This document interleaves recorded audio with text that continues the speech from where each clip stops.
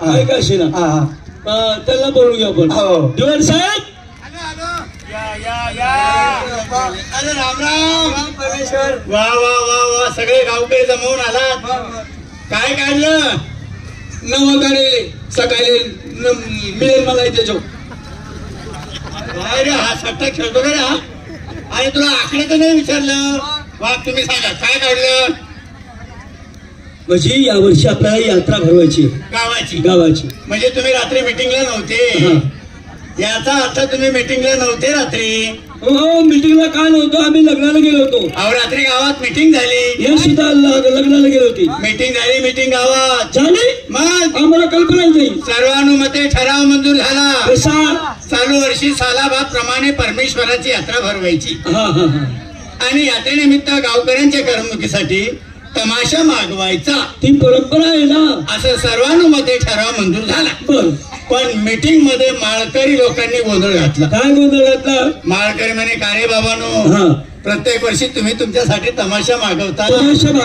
आमच्या माळकऱ्यांचा कधी विचार केला का? त्यांचा सुद्धा विचार करायला पाहिजे ना. यात्रा कमिटीने माळकऱ्यांना विचारलं तुम्हाला काय पाहिजे ते सांगा. सांगायला पाहिजे. सांगितलं. काय? सगळ्या माळकऱ्यांनी मिळून सांगितलं. काय सांगितलं? चालू वर्षी आमच्या माळकऱ्यांसाठी बीपी पिक्चर मागवा. ओ बापू, बीपी पिक्चर नका. गावात बीपी पिक्चर आणू नका. का बरं? त्या चष्मावाला, त्या धोतरवाला, टोपीवाला, पाठीवाला या लग्न पकडत फिरायला या रात्री धोतर उचकायला सोडशन दिल्ली उचकावत होती.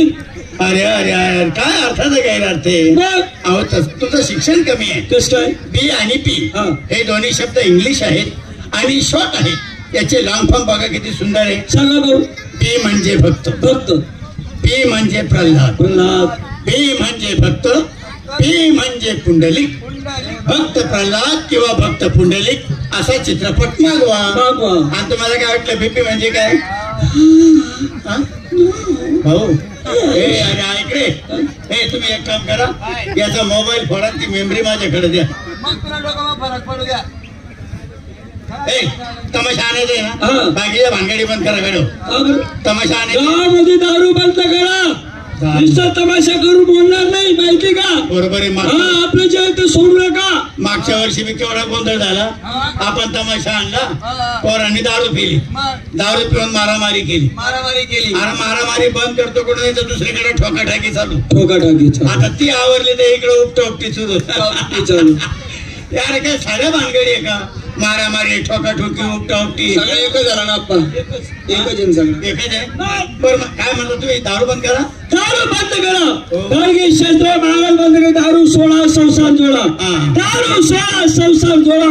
या दारू पायी किती माय मावल्या इथवा झाल्या, घराचे बेघर झाले, त्यांची मुलं अनाथ झाली. अहो शेषराव महाराज अलीकडे उगवले आणि मावळून गेले. पण ज्यावेळेला आपला भारत स्वतंत्र झाला त्यावेळेला महात्मा गांधींनी संपूर्ण देशाला ओरडून सांगितलं. काय सांगितलं? बाबांनो दारू सोडा, दारू सोडा. आता जे कायम पिणारे होते अशा लोकांपर्यंत तो संदेश पोहोचला. पण त्यांना विचार पडला, दारू सोडा म्हटल्यावर आता आपलं कसं होणार? त्यांच्या बैठकीत एक शाळा शिकलेला होता. त्यांनी काय सांगितलं? थोडासा अभ्यास केला. कसा? आणि डोकं चालवलं. तो काय म्हणे? बापूजी काय म्हणतात? काय? दारू सोडा, दारू सोडा, दारू सोडा. म्हणजे दारू पिऊ नका असं नाही म्हणत. बापूजी म्हणतात दारू सोडा, मिक्स करा मग वडा. पण लोकांनी दारू काही सोडली नाही.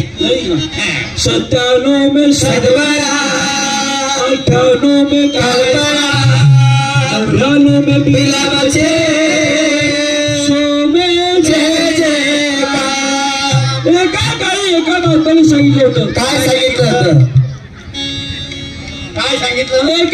एका बातमीने सांगितलं होतं. काय सांगितलं? प्रकृती लागतील, लागले, सोन्याची शिमुंडी होणार झाली. आणि 12 वर्षाची मुलगी भरतार मागणार. काय भरतार मागणार? 12 वर्षाची मुलगीला 2-2 मुलं व्हायला लागले. बेलकर हे कलियुग आहे दादा. कसं आहे?